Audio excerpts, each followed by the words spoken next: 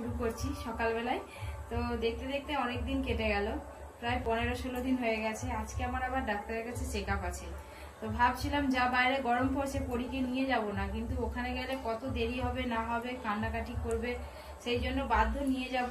সকাল সকাল আমি রেডি হয়ে পড়ছি। সকাল মানে কি এখন প্রায় 8টার বেশি হয়ে গেছে। আর ওদিক থেকে আমি বোনকে ডেকে নিয়েছি, বোনকে নিয়ে যাব। একা নিয়ে যাওয়া অতদূর সম্ভব না। আমি, বোন, আপনাদের দাদা, 3 জনে যাব, চেক আপটা করিয়ে আসি। আর কদিন পরে কিন্তু কফি কিচেনে রান্নাঘরে আপনারা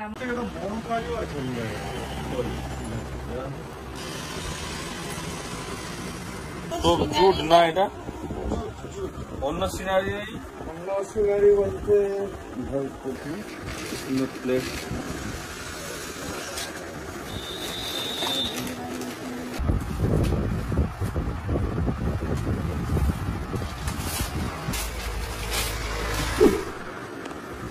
কিরম আছে এটা?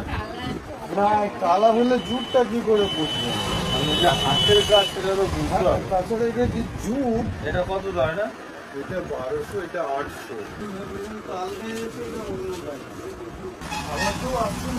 সব এক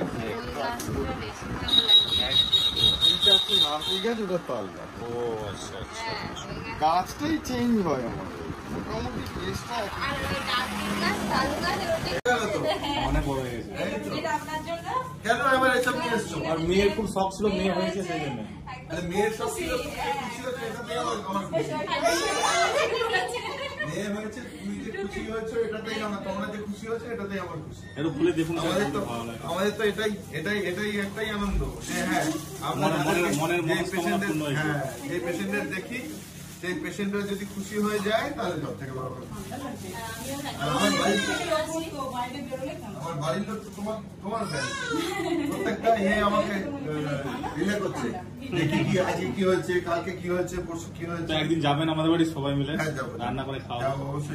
অবশ্যই যাবো। তুমি রান্না করে খাওয়ালে আগে পিঠো রান্না করে খাওয়াবো। এখন তো ও রান্না করে খাওয়াচ্ছে, এখন ননদ রান্না করছে। হ্যাঁ, ননদ রান্না করছে, ননদ রান্না করে খাওয়াচ্ছে। এটা সবাই ভালোবাসে। কফি কিচেনের মেয়ে বলে কথা। হ্যাঁ, ও এবার রান্না করবে মায়ের সাথে, রান্না করবে। আর বলো পড়াশোনা করাবে, ও রান্না করবে কেন? রান্নার পড়াশোনা, দেশ বিদেশে চলে যাবে তো ওখানে গিয়ে রান্না শেখাবে। রান্নার পড়াশোনা, হোটেল ম্যানেজমেন্ট। রান্নার পড়াশোনা করবে, কি করবে, আরো বড় পড়াশোনা করে আরো বড় হয়ে যাবে। আমার ওখানে গ্রামে থাকবে কেন? এই সামান্যটুকু, তারপরে আবার পরে একদম। খুব সুন্দর হচ্ছে, বাহ, খুব সুন্দর হচ্ছে। আমি অবশ্যই বাড়িতে টাঙিয়ে রাখবেন আর কফি কিচেনের কথা মনে করবেন। মনে করবোই।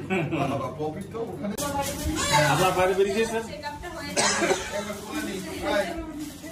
তোকে তো আমি প্রথম বের করেছি, আমার আগে কে দেখেছি?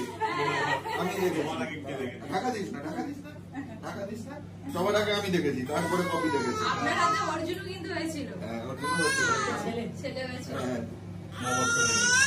চলো এবার তুমি যাও। এটা তো আজকে আবার একটা ভিডিও দিচ্ছি। এই ভিডিওটা দিতে একটু দেরি হয়ে গেল।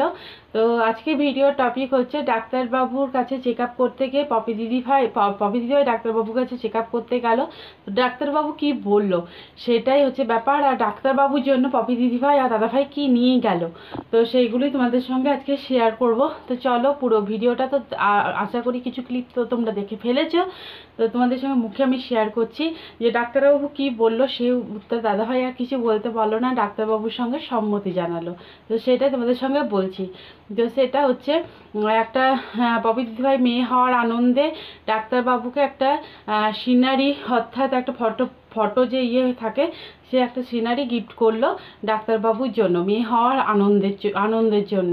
তো ডাক্তারবাবু প্রথমে বললো যে এরকম এইসব দরকার ছিল না, আমরা চাই যে তোমরা খুশি থাকো, তোমাদেরকে যে সেই খুশিটা আমি দিতে পেরেছি তাতে আমরা খুশি, এর থেকে আর কোনো রকম বেশি বড় উপহার আমরা পেতে বড় উপহার চাই না, এটাই যে তুমি আমার খুশি হয়েছে। তো ডাক্তারবাবু খুব খুশি হয়েছে। তো বললো যে এরকম দিদিভাই বললো, পপি দিদিভাই, যে এই সিনারিটা আপনার ঘরে টানিয়ে রাখবেন। ডাক্তারবাবু বললো অবশ্যই। তো ডাক্তারবাবু ফ্যামিলি লোকেরাও পপি দিদিভাই ভিডিও দেখে।